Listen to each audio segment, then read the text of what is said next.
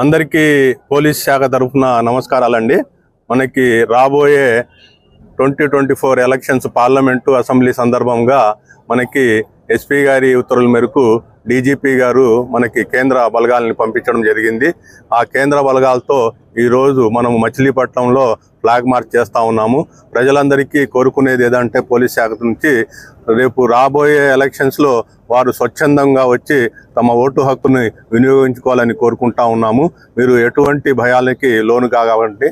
ఎక్కువగా మనకి కేంద్ర బలగాలు వచ్చినాయి కాబట్టి అందరూ కూడా స్వచ్ఛందంగా వచ్చి ఓటు వేయాలని పోలీస్ శాఖ తరఫున కోరుకుంటా ఉన్నాము. దానికి మనకి 75 మెంబర్స్ వచ్చారండి.